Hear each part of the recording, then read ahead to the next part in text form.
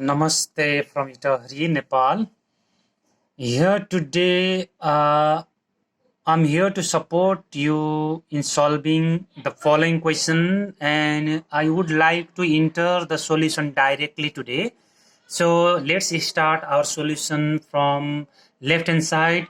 Before that, the condition that is given to us is a plus b plus c is equals to pi, that is 180 degree, and the question goes like this is the question that we have on the left hand side, that is sine b plus c minus a is in one bracket. This is the angle given. In the next bracket it is c plus a minus b, and in the third bracket it is a plus b minus c. So this seems to be complex one, but let's solve this question in a very simple way. First of all, this b plus c can be written as pi minus a. You will just focus on this. First of all, c plus a can be written as pi minus b, and a plus b can be written as pi minus c. So how do these different forms, these different substitutions come from? So for that we have the condition given, and let's understand some more idea about writing this form, that is when there is a plus b plus c is equals to pi, and if you keep only b plus c on the left hand side, then taking a on the right hand side you will have pi minus a. Similarly, keeping c plus a on the left hand side and taking b on the right hand side, you will have pi minus b, that is here, and keeping a plus b on the left hand side and taking c on the right hand side, you will have pi minus c. So these steps we have followed in different brackets here in this step. First of all, we have pi minus a in place of b plus c, as we have seen here. In the second bracket we have written pi minus b in place of c plus a, that we have seen here in this step, and in place of a plus b we have written pi minus c from this step. Now after this we can simply go with simplification, that minus a and minus a can be added, and that will be equals to minus 2a. Similar is with b, that is minus 2b, and with the third bracket, that is pi minus 2c. So I hope you understood this one. Minus b and minus b will become minus 2b, minus c and minus c will be added and it will become minus 2c. Now after this step, this pi is equals to 180 degree. So whenever we have sine 180 degree minus theta, you can see here sine 180 degree minus theta, we can write sine theta, and that is following the cast rule. Again I am repeating this, that is following the cast rule. Now pi minus 2a or 180 minus 2a can be written as sine 2a, sine 180 minus 2b can be written as sine 2b, and sine 180 minus 2c can be written as sine 2c. After this we will take only these two parts and then we will turn out them in the form of this formula. That is, if we have sine c plus sine d, that can be written as 2 sine c plus d by 2 into cos c minus d by 2. So same we will be writing here. We have 2 sine 2a plus 2b by 2, that is in place of c and d we have 2a and 2b, again into cos c minus d by 2. In place of c minus d by 2 we have written 2a minus 2b by 2, and this one also has a next formula. Sine 2c can be converted in the form 2 sine c into cos c. This also comes from formula. So after this step, let me do out a simplification.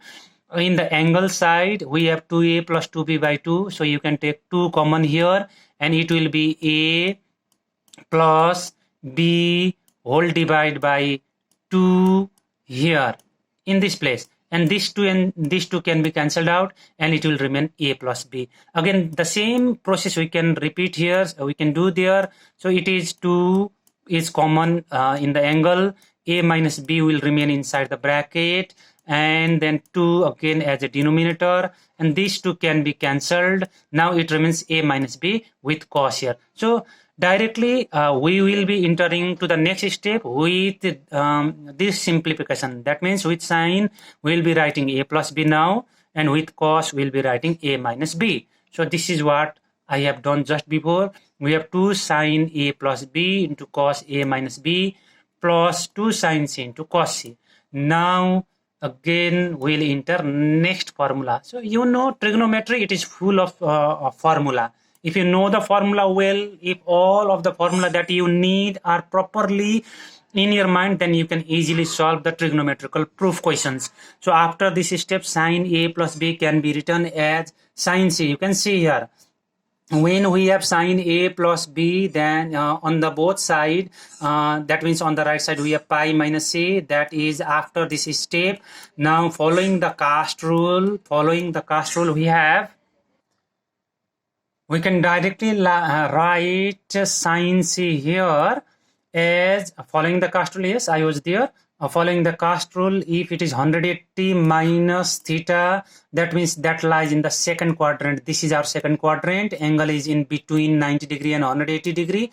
So at that time, sine 180 minus theta can be written as sine c. I have described this just in the previous slide also. So same thing we are going to write here. In place of sine a plus b, we can write sine c. Now this all rest of the parts we have copied the same. Now after this step, you can see 2 sine c on the first part and 2 sine c on the second part. That is common. So we'll take common 2 sine c, and it remains cos a minus b plus cos c inside the bracket, taking out the common 2 sine c. Now this cos c again can be converted in the form of a plus b. That is just the reverse of this process. Here we have changed a plus b in the form of sine c, in the form of c, but here we will convert c in the form of a plus b. We usually do both of these processes in most of the questions. Once we will change a plus b angle in the form of c, and next time we will change the c form of angle into a plus b form. So plus cos c can be written as minus cos a plus b. How does that comes from? I'll show you here. So you can see here, again these are the conditions given by the question. That means we'll keep a plus b on the left hand side, pi minus c on the right hand side, and then we'll keep cos on the both side, and then we'll get cos pi minus c, that is 180 degree minus theta, and that means it lies in the second quadrant. We have already studied. Here also I have described that if the angle is between 90 degree and 180 degree, only sine and cosec is positive, but we have cos here, so that will be negative, that will be of negative value. That's why if it is plus cos a plus b here, we'll be writing minus cos c. But if it is minus cos a plus b here, we'll be writing plus cos c. We have plus cos c here. That means we'll follow this second part. If it is plus here, we should write minus cos a plus b. That we have done here. I think you understood this. So let's move to the next step. That is this form. You can see cos a minus b minus cos a plus b is in this form. This is the formula, one of the trigonometric formula, and that can be written again as 2 sine a into sine b. So let's write that.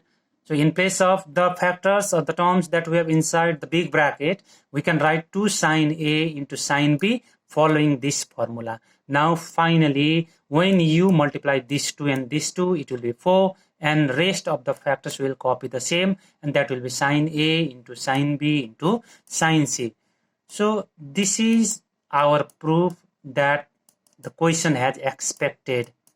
If you are satisfied with the explanation that I have done here, so and if you feel easy with this question, please do not forget to share with your friends also, so that they will be benefited by this question. And there are a lot more questions from trigonometry section that I have uploaded before also. You can go through all those videos so that you can perform the question, the long question from this section during your examination with full confidence. See you again in the next video.